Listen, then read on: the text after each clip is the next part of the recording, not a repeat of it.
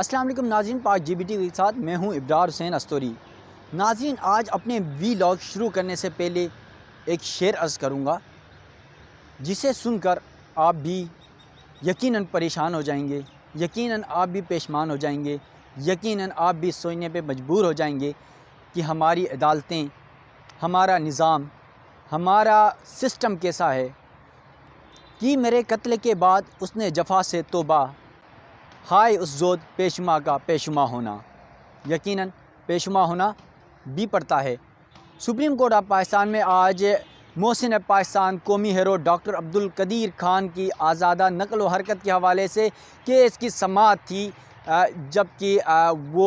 इस दुनिया से रुखसत हो चुके हैं, वो इंतकाल कर चुके हैं, वो अब इस दुनिया में नहीं रहे। और जब तक वो इस दुनिया में रहे हम उनको अज़ियतें देते रहे, हमने उन्हें परेशान किया, उनकी आज़ादाना जो नकल हरकत थी उस पर पाबंदी लगाई। तो नाज़रीन, आज जो डॉक्टर अब्दुल कदीर खान के केस की समाअत थी वो सुप्रीम कोर्ट में हुई है। Chief justice of Pakistan justice Umar Ata Bandial की सरबराही में 3 रुकनी बेंच ने इस अहम केस की समाअत की। और आज केस में सबसे पहले हमने देखा कि डॉक्टर अब्दुल कदीर खान के वकील तौसीफ़ आसिफ़ अदालत में पेश हुए और उन्होंने कहा कि जो डॉक्टर अब्दुल कदीर खान की बेटी हैं वो आज अदालत में पेश होना चाहती थी, ताहम उनकी जो वालिदा है डॉक्टर अब्दुल कदीर खान की, जो एहलिया हैं, उनकी तबीयत सही नहीं है, उनकी तबीयत ख़राब है, वो बीमार हैं, इस वजह से वो आज अदालत में पेश नहीं हो सकें। और साथ साथ उन्होंने आज अदालत में एक नई दरख्वास्त भी दी जिसमें ये कहा गया है कि डॉक्टर अब्दुल कदीर खान तो अब इस दुनिया में नहीं रहे, लेकिन उस पर जो लगे दाग और धब्बे हैं वो मिटाए जाएँ और मोहसिन पाकिस्तान को जो है उसकी इज़्ज़त, उसकी जो खिदमत है उसका एतराफ़ किया जाए। नाज़रीन, दौरान समाअत चीफ जस्टिस पाकिस्तान ने कहा कि डॉक्टर साहब की फैमिली को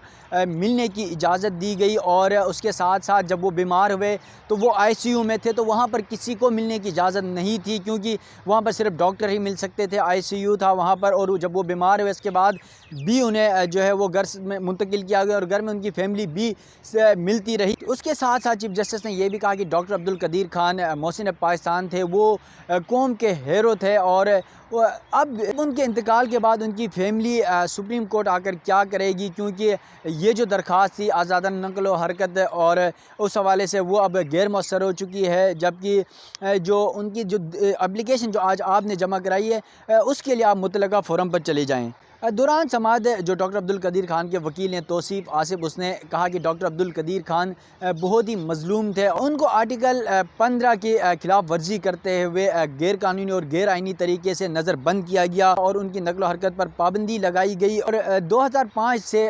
ताहाल जब तक वो ज़िंदा रहे उनकी जो नकल हरकत है उस पर पाबंदी लगाई गई। वो आज़ादाना कहीं नहीं जा सकते थे, बल्कि वो सिर्फ अपने घर तक महदूद रह सकते थे और सख्त सिक्योरिटी में न उस बाहर जाने की इजाज़त थी और न उनसे किसी को मिलने की इजाज़त दी जा रही थी। उसके अलावा जो वकील तौसीफ़ आसिफ़ है उसने अदालत में ये कहा कि जो डॉक्टर अब्दुल कदीर खान हैं उनकी मुल्क के लिए दी गई खिदमात का जो है उस तरह से जो है इजहार नहीं किया गया या उन्हें इस तरह का खराज तहसीन पेश नहीं किया गया। तो हम चाहते हैं कि उनकी जो खिदमात थी आज अदालत भी उसका एतराफ़ करे ताकि जो है उन पर लगे जो धब्बे थे, जो दाग थे वो मिट सके। जिस पर चीफ जस्टिस ऑफ पाकिस्तान ने कहा कि हमने अपने पुराने आर्डर में भी इस बात का तज़किरा किया हुआ है कि डॉक्टर अब्दुल कदीर खान पाकिस्तान के हीरो थे, उनकी पाकिस्तान के लिए बड़ी खिदमत थी और उनकी जो खिदमत है उसे तारीख़ में याद रखा जाएगा। जबकि सुप्रीम कोर्ट ने इस हवाले से अपने हुक्मनामे में भी ये चीज़ें मेंशन की हैं, उनकी जो खिदमत हैं उस हवाले से उन्हें खराज तहसीन भी पेश किया गया है। नाज़रीन, समाअत ख़त्म हुई क्योंकि समाअत अदालत ने गैर मौसर होने के बुनियाद पर दरख्वास्त निपटा दी और उसके बाद जब हम सुप्रीम कोर्ट के कमरा नंबर 1 के बाहर निकले और वहाँ पर जो डॉक्टर अब्दुल कदीर खान के वकील हैं शेख एहसानुद्दीन, उनसे हमने बात करने की कोशिश की तो उन्होंने डॉक्टर अब्दुल कदीर खान की ज़िंदगी के हवाले से ऐसे चंद दिलखराश वाक़यात और दिलखराश बातें बताई, यकीनन सुनकर जो पूरे कौम है, पूरी पाकिस्तानी है, उस पर अफसरदा ज़रूर होगी। क्योंकि हमने अपने जो मोहसिन थे अब्दुल कदीर खान जिन्होंने हमारे दिफा को नाकाबिल तस्खीर बना दिया, उस शख्सियत के साथ हमने क्या सलूक किया, उस शख्सियत को हमने पाबंद सलासिल किया, उन्हें सोबतें झेलनी पड़ी, उन्हें किसी से मिलने नहीं दिया गया और उनके साथ जो नाइंसाफ़ियाँ हुई उन तमाम के हवाले से जो वकील थे शेख एहसानुद्दीन ने तज़किरा किया है। और आपको जो शेख एहसानुद्दीन है उसकी वीडियो सुनाते हैं और उसके बाद इस वीडियो के कंक्लूड की तरफ मैं जाता हूँ और कंक्लूड में आज इस केस में क्या हुआ वो भी मैं बताऊँगा। तो इससे पहले आप इस वीडियो को सुनिएगा जो डॉक्टर अब्दुल कदीर खान के वकील हैं। हमने एप्लीकेशन ये दी थी कि डॉक्टर साहब जो कि मोहसिन पाकिस्तान थे, जिन्होंने पाकिस्तान के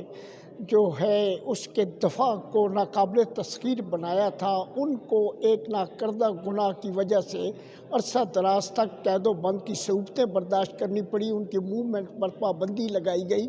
और उनको उस हालत में भी ख़ानदान से, फैमिली से, मुलाकातों से दूर रखा गया। तो हमने ये कहा था कि उनकी वफ़ात के बाद उनकी फैमिली को जो वो स्टिग्मा उन पर लगाया गया उसको विंडिकेट किया जाए, और इस विंडिकेशन के लिए हमारी ये दरख्वास्त थी कि इसको बाकायदा तौर पर दोबारा समाअत किया जाए। ये केस एंड फ्रैक्चर्स नहीं होता, लेकिन कोर्ट ने हमारी इस बात के साथ एग्री नहीं किया और उन्होंने कहा कि अगर आपको कोई नई काज अफेक्शन पैदा हो गई है उनके जाने के बाद, अगर आप उन पर स्टिग्मा रिमूव करना चाहते हैं या उनकी फैमिली ऑनर को विंडिकेट करना चाहते हैं, तो उसके लिए आप बाकायदा तौर पर एक नई एप्लीकेशन मूव करें। ये चूँकि हाई कोर्ट के आर्डर के ख़िलाफ़ अपील है, लिहाजा इसमें हम कोई रिमार्क्स नहीं देंगे। लेकिन एक बात ज़रूर है कि उन्होंने भी इस बात का एतराफ़ किया कि हमने साबका ऑर्डर्स में भी डॉक्टर साहब को एक मोहसिन पाकिस्तान और उनकी अज़मत को और उनका पाकिस्तान के लिए जो खिदमात हैं उसके लिए सराहा है। नाज़रीन, आपने डॉक्टर अब्दुल कदीर खान के वकील शेख एहसनुद्दीन की बातें सुनी। उन्होंने जहाँ पर शिकवा किया अवाम से, कौम से, अदालत से, वहीं पर उन्होंने हुकूमत से भी शिकवा किया और जिस तरह मोहसिन पाकिस्तान को पाबंद सलासिल रखा गया, इंतहाई नामुनासिब तरीके से उन्हें रखा गया सिक्योरिटी के नाम पर। यकीनन ये हम सब के लिए जो है सोचने का मकाम है कि हमने अपने मोहसिन के साथ कैसा सलूक किया और वो आज इस दुनिया से रुखसत हो गई। इसके साथ साथ सुप्रीम कोर्ट ने कहा कि आपने जो नई एक दरख्वास्त सुप्रीम कोर्ट में दायर की है, वो आप बेहतर है कि मुतल्लका फ़ोरम में जाएँ, मुतल्लका अदालत में जाएँ और वहाँ पर बहस करें, क्योंकि यहाँ पर जो दरख्वास्त थी वो सिर्फ आज़ादाना नक़्ल हरकत के हवाले से थी, तो वो अब गैर मौसर हो चुकी है और अदालत ने इस दरख्वास्त को निपटा दी है। नाज़रीन, इसके अलावा जो वकील डॉक्टर अब्दुल कदीर खान थे, शेख एहसनुद्दीन, उन्होंने अदालत को बताया कि हुकूमत की जानिब से भी ताहाल उनकी वफ़ात के बाद न कोई बिल्डिंग, न कोई रोड उनके नाम से मंसूब की गई है और अपने मोहसिन को इस तरह भूल गई है कौम और हुकूमत कि जो किसी रोड या किसी मंसूबे को जो है ना उसके नाम से मंसूब किया जाए, लेकिन ऐसा कुछ नहीं हो सका। तो हम चाहते हैं कि इस दरख्वास्त के ज़रिए ऐसे हुकूमत को इक़दाम करने की अदालत इंस्ट्रक्शन दे जिस पर जो है वो कोई ऐसा इक़दाम करें कि डॉक्टर अब्दुल कदीर खान की जो खिदमात थी उसका इतराफ़ किया जा सके। इसके अलावा नाज़रीन, मैं आपको ये भी बताता चलूँ कि सुप्रीम कोर्ट में डॉक्टर अब्दुल कदीर खान की जो दरख्वास्त थी 2019 से ज़ेर इल्तवा थी और आज इस केस की समाअत हुई है जब उनकी वफ़ात के बाद, तो यकीनन इंतहाई अफसरदा बात है। और इसके साथ साथ मैं आपको ये भी बताता चलूँ कि मोहसिन पाकिस्तान डॉक्टर अब्दुल कदीर खान 10 अक्टूबर 2021 को इस दुनिया से रुखसत हो गए, इंतकाल कर गए। यकीनन उनकी जो वफ़ात थी पाकिस्तान के लिए बहुत मुश्किल घड़ी थी, बहुत बड़ा सानिया था, क्योंकि डॉक्टर अब्दुल कदीर खान ने पाकिस्तान को एटमी पावर बनाया, मुस्लिम उम्मा का पहला एटमी पावर। और नाज़रीन, इस वक्त भी अगर कोई दुनिया की ताकत पाकिस्तान की तरफ मेरी आँख से नहीं देख रही, तो इसकी वजह यही एटमी पावर थी जो डॉक्टर अब्दुल कदीर खान और उनके साथियों की मरहून मन्नत थी। और आज हम पूरी दुनिया के सामने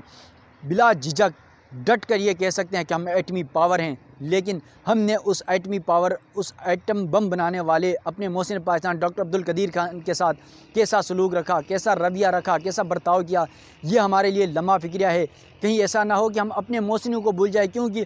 एक जुमला ख़ास तौर पर दौरान समाअत चीफ जस्टिस पाकिस्तान उमर अता बंदियाल ने कहा कि वो कौमें बर्बाद हो जाती हैं, वो कौमें तबाह हो जाती हैं जो अपने हीरोज़ को, अपने मोहसिनों को भूल जाती हैं। तो यकीनन अगर हम अपने मोहसिनों को, अपने हीरोज़ को भूल जाएंगे तो शायद